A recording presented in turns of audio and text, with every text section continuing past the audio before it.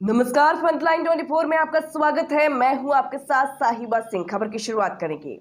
उप मुख्यमंत्री सम्राट चौधरी ने राहुल गांधी के उस बयान पर जिसमें उन्होंने कहा है कि अगर बनारस से प्रियंका गांधी चुनाव लड़ती हैं तो प्रधानमंत्री नरेंद्र मोदी चुनाव हार जाते। इस पर सम्राट चौधरी ने कहा कि देखिए, इस देश ने नरेंद्र मोदी को 292 सीट दी है। राहुल गांधी को याद रखना चाहिए कि देश में पंडित नेहरू के बाद सभी को सिंपैथी के आधार पर वोट मिला, लेकिन नरेंद्र मोदी को विकास के नाम पर वोट मिला, जो देश के पहले प्रधानमंत्री हैं। विकास आरक्षण को लेकर उन्होंने जब काम किया है उस पर देश की जनता ने वोट किया है। तो चलिए सुनते हैं क्या कुछ कहा है आगे सम्राट चौधरी ने।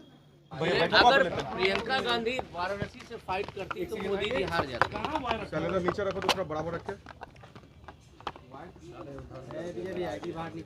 इस देश में नरेंद्र मोदी जी को 292 सीट दी है। राहुल गांधी जी को ये ध्यान रखना चाहिए कि इस देश में पंडित नेहरू के बाद जितनी भी कांग्रेस की सरकारें बनी वो सिंपैथी पे सरकार बनी। श्रीमती इंदिरा गांधी जी की हत्या हुई तब उनके पिताजी को थंपिंग मेजोरिटी आया। 1991 जब उनके पिताजी की हत्या हुई तब सिंपैथी के आधार पर उनको वोट दिए गए। नरेंद्र मोदी जी विकास विकास और विकास, देश के संविधान को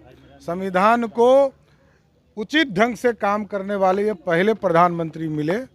तो उनके विकास के सपने के मॉडल को, आरक्षण के मॉडल को इस देश के लोगों ने 293 उम्मीदवार को जिताकर समर्थन देने का काम किया।